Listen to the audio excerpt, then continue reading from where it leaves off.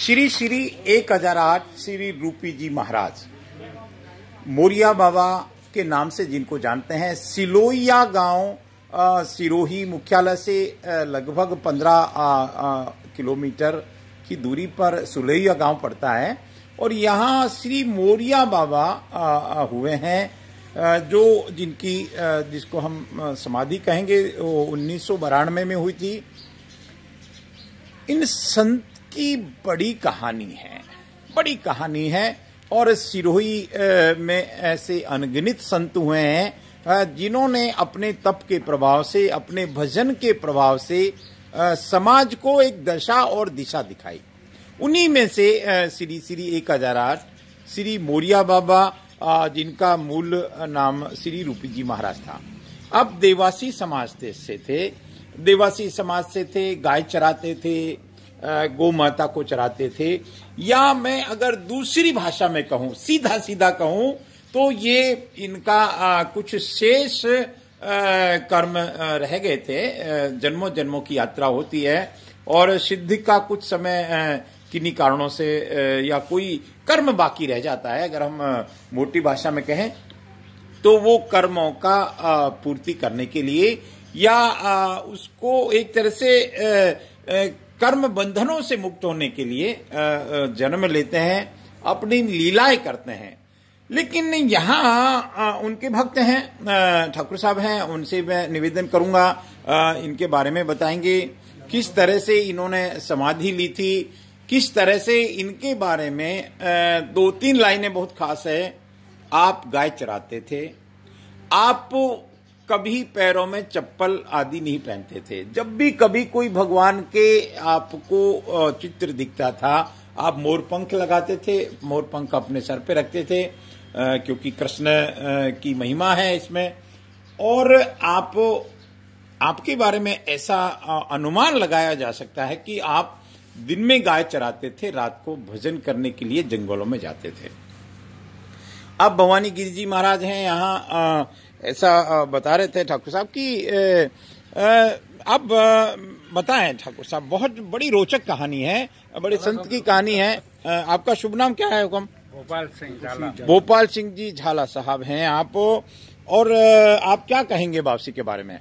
देखो, मैं तो बचपन से, हम तो दोस्त ही जैसे बड़े हुए हैं, साथ में खेलते थे, बचपन से ही गाय चराते थे। आप गाय चराते थे? ठीक बात है, गाय चराते थे जी। और कभी चप्पल जूते कभी पहने नहीं, शर्ट पे नहीं पहना जी, माथे पे बहुत बड़ा साफा बांधते थे। ठीक बात है। और दिन में गाय चराते थे गांव की। हाँ। और रात में जंगल में चले जाते थे, तपस्या करते थे। हमारे इधर से 1 किलोमीटर 1.5 किलोमीटर दूर मोकरिया बोलते हैं, मोकरिया पहाड़ बोलते हैं। पहाड़, हाँ जी, पहाड़ी में जाकर के और सवेरे जल्दी आ जाते थे जी। फिर ऐसे ही तपस्या करते अभी धीरे धीरे सबको मालूम पड़ने लगा कि यह तो महान साधु है। हाँ। फिर उन्होंने हमारे को इकट्ठा करके बोले कि मेरा तो टाइम हो गया है और मैं तो जाने वाला हूं। केवल 35 वर्ष की उम्र में, 35 साल की उम्र में बोल दिया कि मैं जाने वाला हूँ। मजाक कर रहे हो? अच्छा, थोड़ी ऐसे जाऊंगे। हाँ तो जी। मेरे कुएं पे ही रहते थे बासी जी। तो मैं तो, मेरे को बोला चलो मैं जगह बताता हूँ, जो मैं बोलूँ जैसा करना। अच्छा, मतलब भविष्यवाणी कर दी। मैं बोला मैं तो नहीं आता था, आप झूठ बोल रहे हो। अच्छा। तो मेरा हरी था जो कुएं में काम करता है ना जी, उसको लेकर के आकर के ये सब जगह बताया, जैसा भी ये सब जब बताया, इधर समाधि खोजना, ये करना, वो करना, ये करना। फिर हमारे घर से थे, उनके बड़े भगत थे जी। तो उनको मालूम पड़ गया कि बावसी जा रहे, तो रात को बोले कि जाओ बावसी को लेके आओ। ओके। बोला भाई सवेरे लेके आ जाऊंगा, अभी रात में किधर जाओ रबारी। जी जी जी। फिर मेरी बच्ची को सवेरे बोले कि जा सूर्या अपना चाय लेके जा और वापसी को पिला के आ जा। हाँ। उधर गई तो वापसी बैठे थे, चाय लेके भाई साहब पधारो, चाय ले आई और बैठा करके बोले कि सूरज का निकला कि नहीं, उसको छोटे भाई को बोले जी। तो बोले अभी तो आधा निकला है। हाँ। फिर मेरी बच्ची को बैठा है, बड़ा भाई साहब बैठो, और बोले मैं जैसा बोला जैसा करना, पापा को बोल देना। हाँ। और मेरी बच्ची के गोद में बैठ करके धन्य है।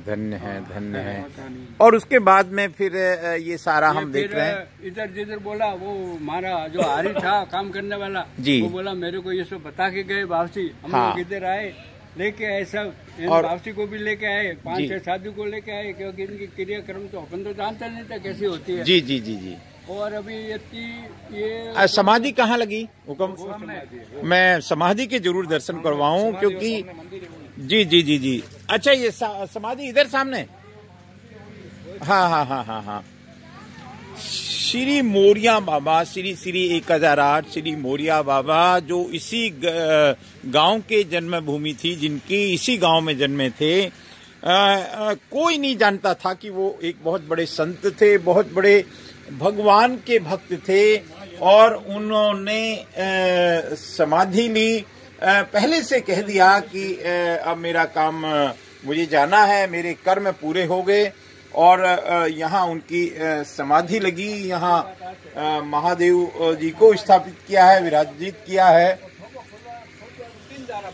हम जी क्या कह रहे हैं साहब?